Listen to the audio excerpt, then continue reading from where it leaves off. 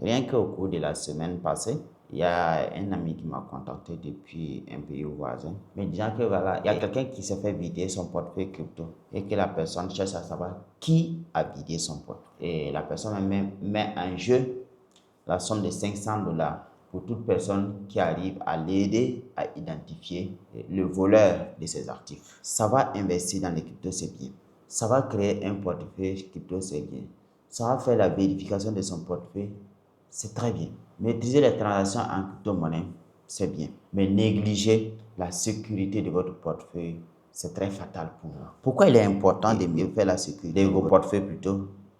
Salut les amis, aujourd'hui voilà, j'ai une anecdote et qui va également nous permettre de parler d'un sujet très important. Rien qu'au cours de la semaine passée, il y a un ami qui m'a contacté depuis un pays voisin, me disant que voilà, il y a quelqu'un qui s'est fait vider son portefeuille crypto et que la personne cherche à savoir qui a vidé son portefeuille. Et la personne met en jeu la somme de $500 pour toute personne qui arrive à l'aider à identifier le voleur de ses actifs. Ceci m'a fait penser à une chose très importante dans l'écosystème de la crypto-monnaie. Les biens vrais, ça va investir dans les cryptos, c'est bien. Ça va créer un portefeuille crypto, c'est bien. Ça va faire la vérification de son portefeuille, c'est très bien. Maîtriser les transactions en crypto-monnaie, c'est bien. Mais négliger la sécurité de votre portefeuille, c'est très fatal pour vous. Imaginez-vous que vous prenez des années à faire votre DCA et un beau matin, vous vous levez trouver que voilà, votre portefeuille a été vidé. Tout simplement parce que vous avez négligé certaines mesures de sécurité que vous aurez pu prioriser dès le début. Alors, si vous venez de tomber sur cette vidéo, c'est votre première fois de me découvrir.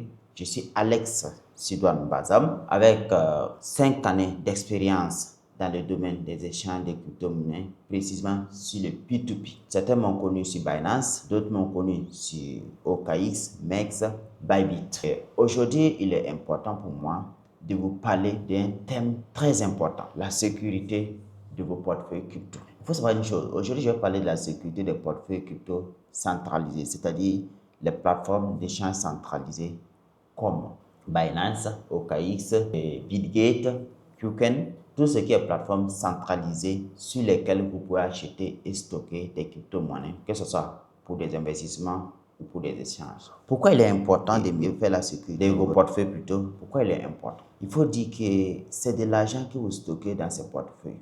Ce sont des actifs numériques. Bien vrai que ce sont des actifs qui ne se comportent pas de la même manière que votre argent que vous avez dans votre compte Orange Money, votre argent que vous avez dans votre compte bancaire. Mais c'est aussi de l'argent qui mérite d'être protégé parce que c'est de l'argent que vous réussissez à accumuler après certains moments de privation, après des années de sacrifice. C'est bien comme on vous dit souvent, dans les crypto-monnaies, quand vous voulez investir, investissez ce qui ne va pas vous empêcher de dormir.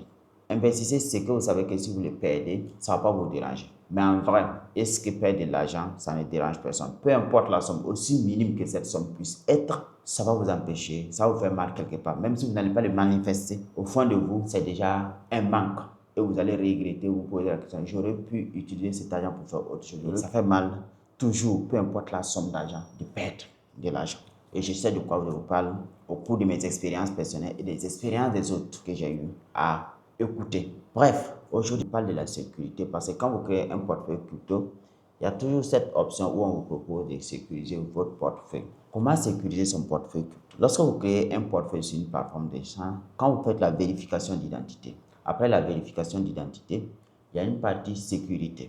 Prenez le soin d'aller là-bas et vous checker. Il y a des options de sécurité qu'on vous propose. Et parmi ces options, nous avons environ, généralement, c'est 6 options. La première option, c'est la clé d'accès ou l'empreinte biométrique. La plupart des téléphones aujourd'hui ont des empreintes. Et quand vous achetez un téléphone, dès que vous commencez la configuration, on vous demande d'activer l'empreinte biométrique. Les portefeuilles crypto aussi vous proposent cette option pour valider les transactions. C'est vrai, quelqu'un peut voler votre portefeuille. Mais tant que la personne n'a pas votre empreinte, elle ne peut pas retirer de l'argent sur ce compte. D'où l'importance d'activer l'empreinte biométrique. À défaut d'activer l'empreinte biométrique, vous avez aussi la possibilité d'activer le compte Google Authenticator. Le Google Authenticator s'active, on vous donne sur la plateforme, vous allez voir une clé d'accès ou soit une clé privée que la plateforme vous génère. Généralement, c'est une clé alphanumérique, c'est-à-dire qui contient des chiffres, des lettres et qui sont mélangés. Vous prenez cette clé, vous téléchargez l'application Google Authenticator et vous partez faire la configuration au niveau de Google Authenticator. Et il est généralement déconseillé d'avoir l'application Google Authenticator sur le même téléphone que le téléphone où il y a le compte. Pourquoi? Parce que si quelqu'un dérobe votre téléphone où il y a le compte et qu'il n'a pas le téléphone où il y a le compte Google Authenticator, il est difficile d'accéder à votre compte crypto, puisque à chaque fois, on va lui demander de mettre le code Google Authenticator pour confirmer un retrait. Du coup, le vol du portefeuille lui sera d'aucune utilité et ça vous donne le temps également, voilà, de récupérer votre portefeuille, trouver un autre téléphone, reconnecter votre téléphone, votre portefeuille, changer le mot de passe s'il faut. C'est même d'ailleurs nécessaire. Quand vous perdez le téléphone et que vous savez qu'il y a quelqu'un qui a dérobé, quand vous récupérez vos applications, c'est mieux de changer le mot de passe. Alors, l'autre option, la troisième option, on vous propose la vérification par mail. La vérification par mail se passe comme? À chaque fois que vous demandez un retrait, il y a un code qui vous est envoyé sur votre adresse email et vous partez prendre le code sur l'adresse email, vous mettez sur votre application pour confirmer que c'est vous qui avez demandé le retrait. Et après aussi, en plus de cela, en quatrième, il y a le mot de passe. On vous demande de mettre un mot de passe pour confirmer les retraits. C'est comme les comptes Orange Money où on vous demande de mettre un code PIN. Là-bas aussi, on peut vous demander un mot de passe. Le mot de passe est différent du code PIN. C'est très important de préciser. Le mot de passe, il peut être composé, il est généralement composé de lettres et de chiffres. Par contre, le code PIN, il est généralement composé de 4 chiffres. Généralement, c'est 4 chiffres. Il arrive souvent que ça part au-delà, mais généralement, c'est 4 chiffres. Après ça, il y a le code PIN qu'on propose en 5e position comme sécurité. Comme je vous l'ai déjà dit, le code PIN, c'est généralement un nombre de 4 chiffres. Après le code PIN, il y a ce qu'on appelle la vérification par le numéro de téléphone. Vous avez la possibilité de configurer votre numéro de téléphone de telle sorte que s'il y a un retrait, on vous envoie un SMS sur votre numéro de téléphone pour que vous puissiez confirmer que voilà, c'est vous qui demandez les retraits et vous prenez le code de vérification pour aller confirmer les retraits. Il faut savoir que ces 6 méthodes de sécurité sont optionnelles. Vous pouvez choisir entre ces 6 méthodes. Généralement, je vous recommande de choisir au minimum 3 vérifications, au minimum 3. Sinon, pourquoi pas activer tout